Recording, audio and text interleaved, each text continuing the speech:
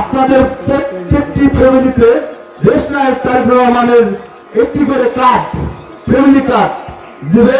সেই কার্ড দিয়ে আপনি প্রতি মাসে 2500 টাকা করে আপনার ঘরের দ্রব্যমূল্যের যে কোনো জিনিস আপনি কিনতে পারবেন। যদি চিন্তা করেন যে আমি 2 বছর পরে এই টাকাটা উঠাবো, তাহলে আপনার অনেক বড় একটা অ্যামাউন্ট হয়। সেই অ্যামাউন্টটা হলে আপনি একটা যে কোনো একটা শিল্প কারখানা বা যে কোনো একটা জিনিস করতে পারবেন। এটা হলো আমাদের নেতা দেশনায়ক তারেক রহমানের আপনাদেরকে এইভাবে প্রত্যেকটা ফ্যামিলির একটা করে কার্ড দিবে এবং কি আমাদের সেই কার্ড থাকবে না কোনো রাজনীতিবিদ।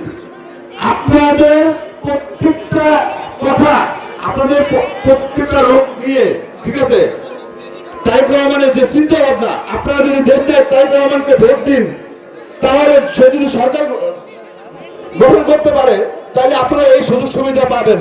বিশেষ করে এখানে অনেক সিনিয়র নেতৃবৃন্দ আছে, বক্তব্য দেবে।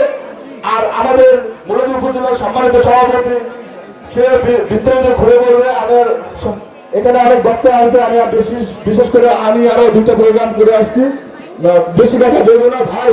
আরেকটি কথা বলবো, গুপ্ত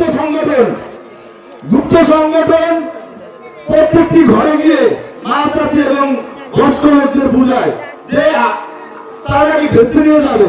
ভেস্তে আমরা ছাড়া কেউ নিতে পারে না। আমি যদি আমার কর্ম খারাপ করে থাকি, আমি যদি নামাজ না করে থাকি, সেটা আমি যদি ভালো কাজ করে থাকি, তাহলে আমরা একমাত্র আল্লাহ ভেস্তে নেওয়ার ক্ষমতা রাখে। কোনো